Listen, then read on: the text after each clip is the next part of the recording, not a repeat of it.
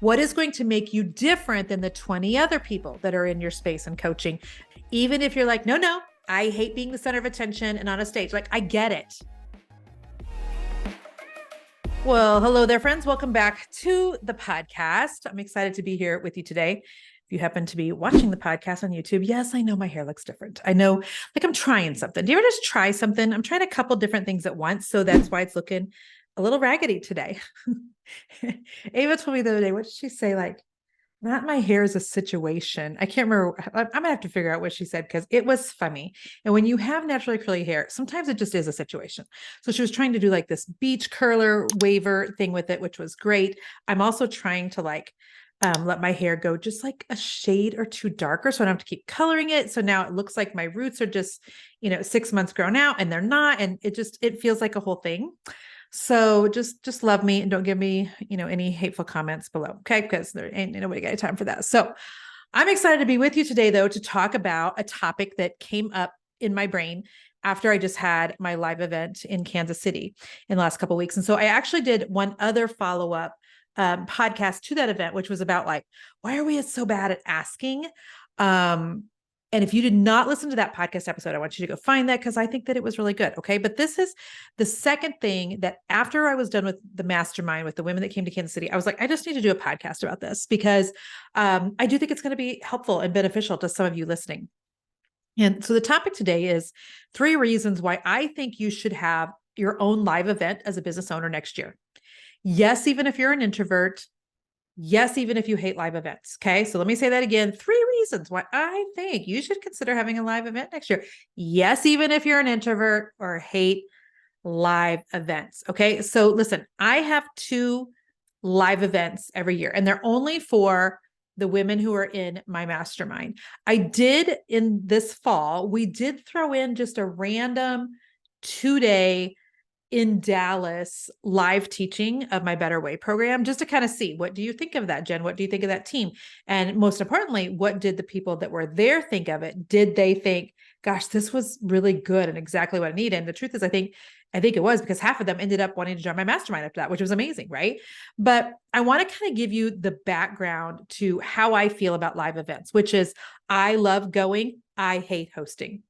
Okay. Can I just say that? And will you guys still love me? I am as introverted comes, guys. I really am. And so, I am not an extrovert who ever wants to bounce out on stage to a song. There's nothing wrong with that for the people that are wired that way, but it's just not this girl. I don't want to have 10 outfit changes and lights and a microphone and a slide deck. Like, I've done that and I hated it. Okay. So I want to preface this whole conversation with this, because some of you, you're wired a lot like me, and you're instantly, when I say you should have a live event for your business next year, you're instantly like, oh no, I'm not. No way. And you're feeling even hivey, just like thinking about it. But let me just listen. Okay. Just listen with like an open brain for just a few minutes. Okay. So do you guys remember when I wrote my book, Fear is Not the Boss of You? It has been out now for 3.5 years. So when I was launching Fear is Not the Boss of You, like the thing to do is to have a live event. And we'd had a live event, I think 2 years prior to that. Did I like said live events? I did not. But did I do them because everybody else in my industry was? Yes. Did I do them because I thought that's what I was supposed to do? Yes. Did I enjoy them at all? No, I did not, friends. I'm telling you, I know where I'm called to, and it's to the online space.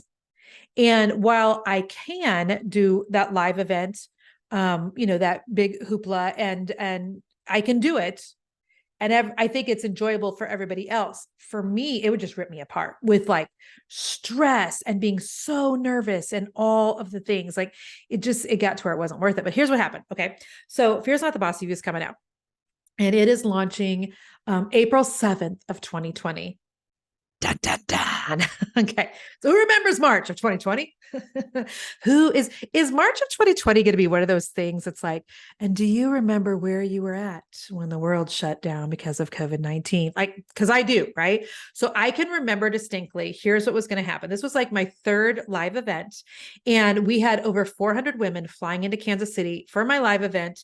That was the first week of April to launch, Fear's Not the Boss of You out into the world. So we were doing a live event with these 400 women who are, mostly in business. And then I was going out on a 12-city book tour across the United States during the month of April.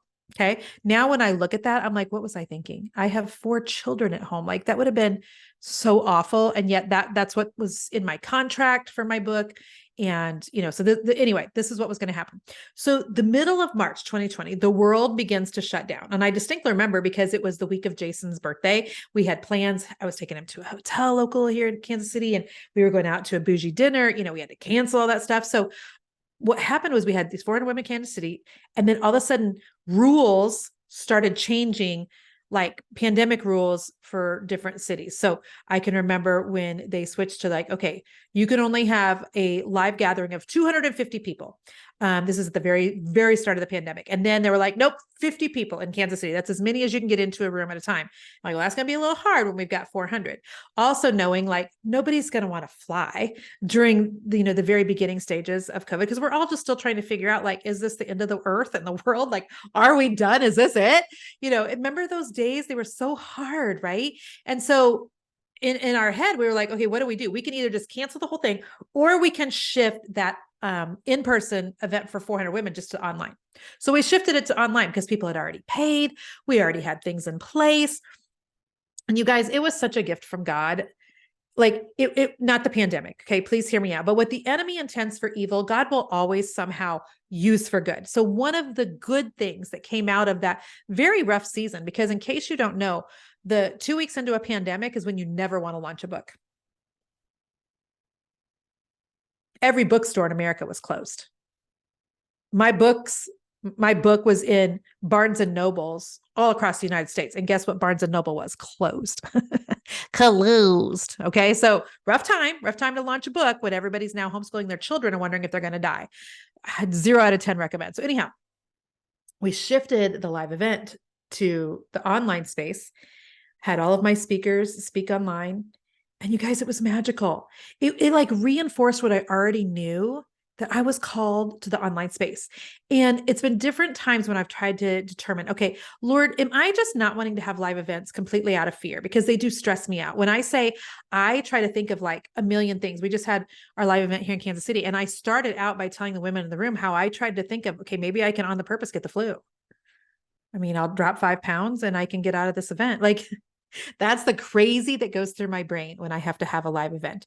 And it lasts until about 30 minutes into day 1. And then I am on. It's like I'm in my safe space because these are like my highest paying clients. They're, it's a small room of less than 50 people. And I've got the support of my team and all things. So here's what I want you to know. Okay. While some people would say that a big live event, the few that I had were very successful. After we shifted to online, I told my team, I don't ever want to do a live event for hundreds of people again. I don't. I feel like God is calling me, Jen Allwood, to just go deeper with a fewer amount of women than to go broader and larger. And so I'm really grateful for the people that do put on the big events. I love going to the big events. But I don't want to talk on their stage solo. Do you guys remember when I used to do like Business Boutique with Christy Wright? And so I was never on the big stage, which is fine by me. I was always in like a back room, but I was on the big stage on a panel and, and doing like a live Q&A like that. I love. I just don't want to be solo with a microphone and a clicker. I'm not wired for that. Okay.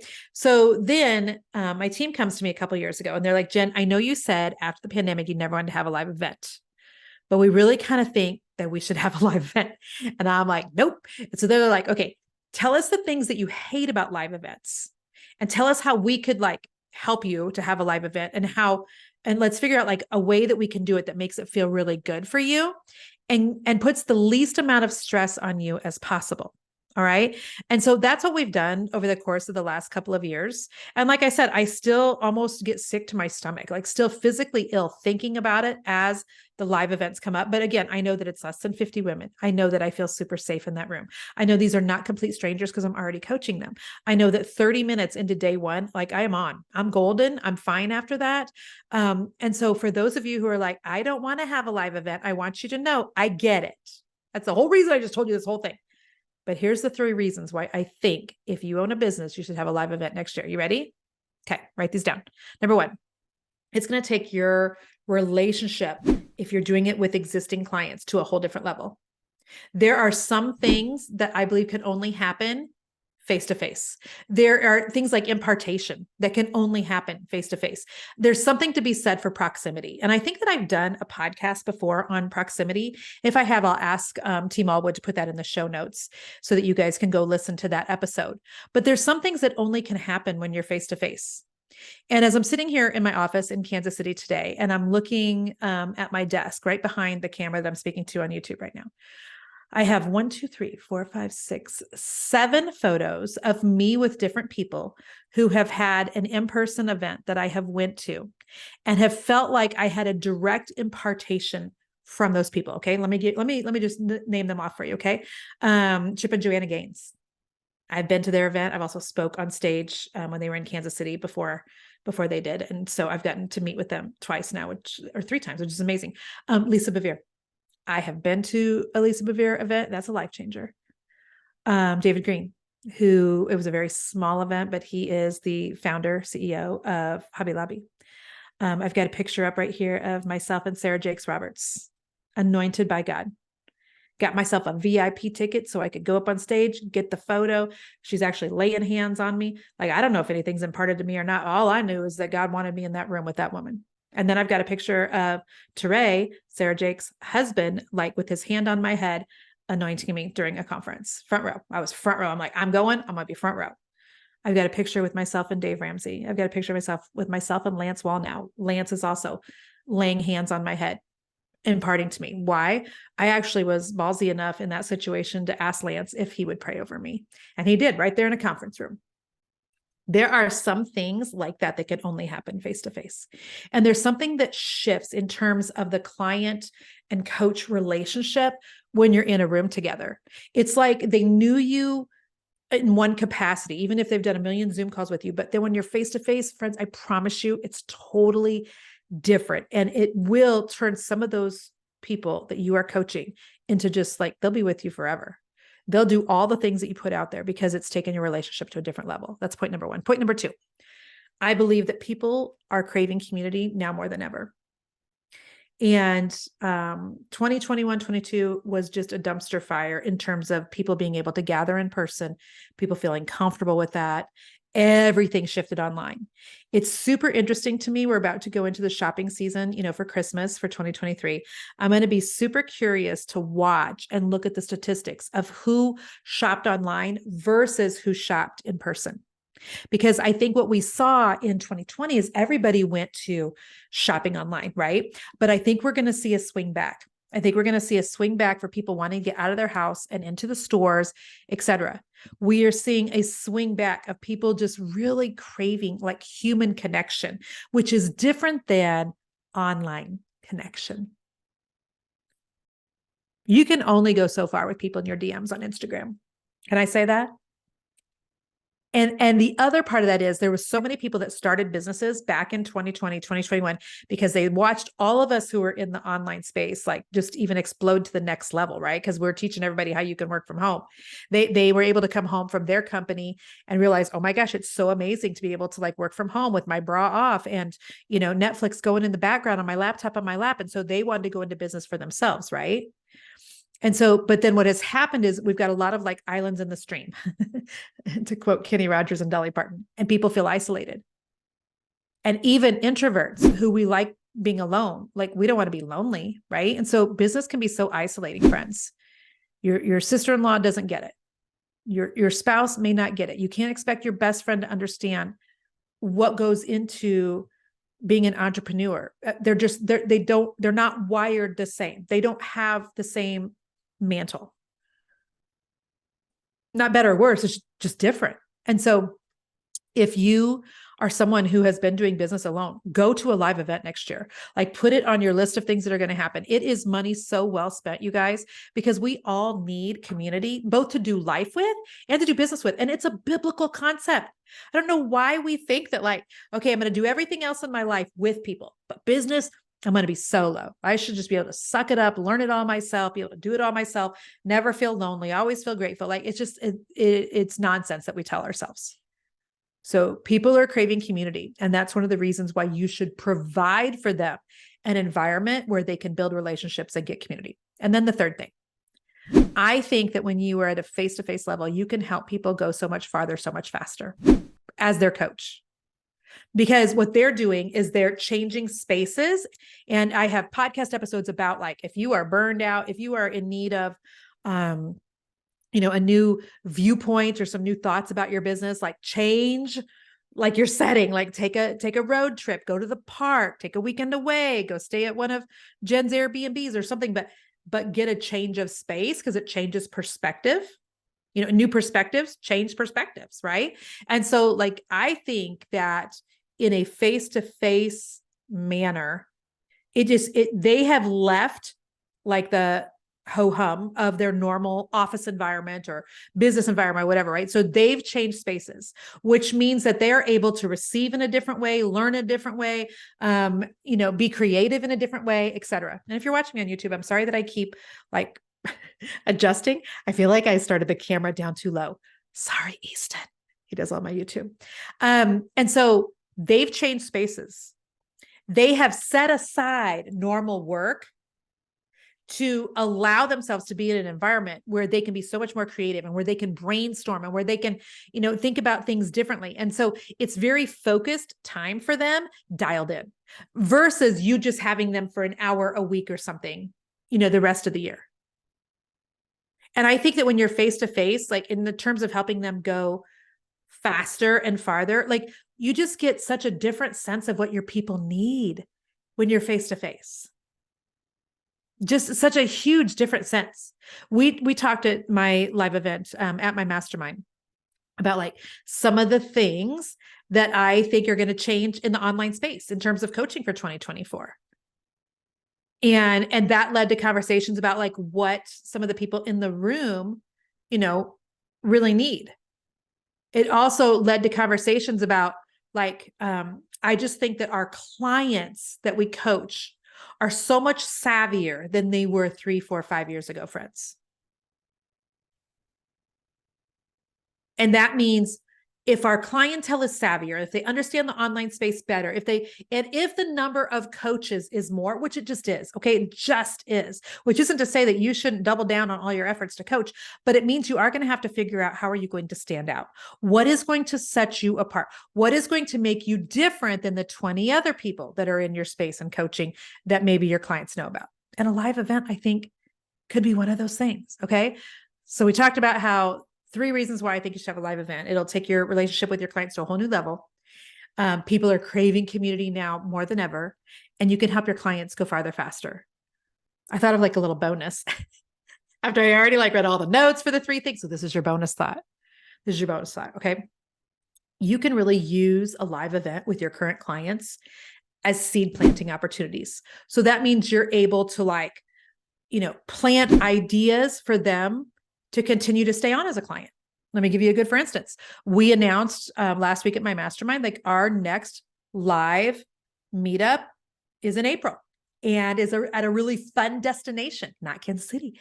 And so, I hope that those women got excited enough that if any of them were thinking between now and April about leaving, that they're like, nope, you know what? This was so good. I can't wait to be at this next live event. I got so much out of it. It was so good to be face to face. It was so good to feel like, Jen prayed over the room and prayed over me separately, or I had an invitation or whatever it may be. So it's good seed planting in that way, but it's also good seed planting to potential people who may want to be your clients.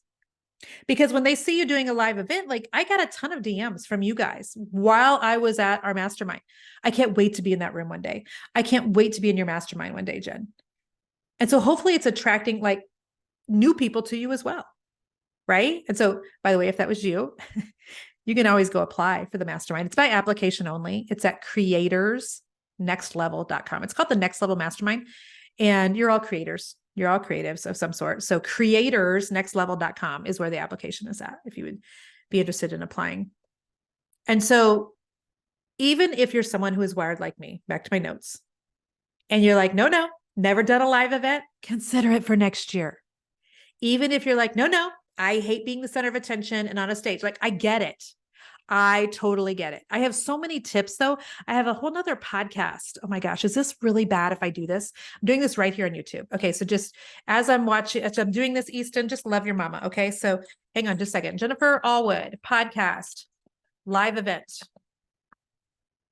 Because I have a whole nother podcast with some tips on things that you can do. Podcast episode number 306. If I have stirred an idea in you at all, I want you to get off this podcast episode and go right to Google Jennifer Allwood podcast episode 306. It's about tips for hosting your first live event. And if you really want to get in deep and personal, you can listen to episode 356, which I did the last live event before this for my Mastermind women back in April, which was why I didn't want to do my own event. And that talks about just how I had put on weight during COVID, how I didn't want to be in the front of the room. I get real personal on that episode. It was kind of, I think I had a vulnerability hangover afterwards. But that's episode number 356. It's out in the world. Can't pull it back now. So listen, friends, we have to try some things different for next year, especially if your business this year did not meet the goals that you had, especially if you're feeling a little stagnant. Especially if you're feeling like, am I really helping anybody anyway? Especially if you're feeling like I need to do something new and exciting. I want you to consider a live event for next year.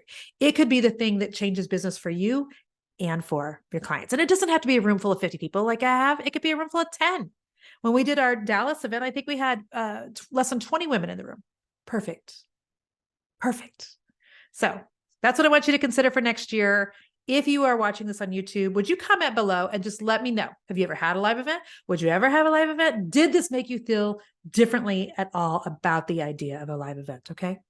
All right. Bless you, my friends. It's always so great to be able to be here with you. And I never take for granted you guys listening to the podcast. We're going to be hitting 7 million downloads shortly. And so thank you for that. And for every one of you that posts about my podcast, on Instagram stories and tags me and shares it, or every one of you that just hits that like forwarding button and you forward an episode to somebody and they become a new listener, like, thank you. I genuinely mean that. Thank you.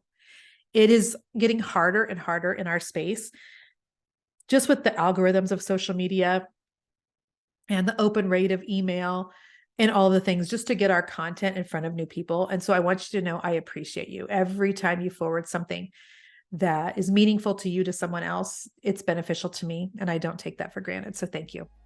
All right, friends, we'll see you next week. Talk soon. Bye-bye.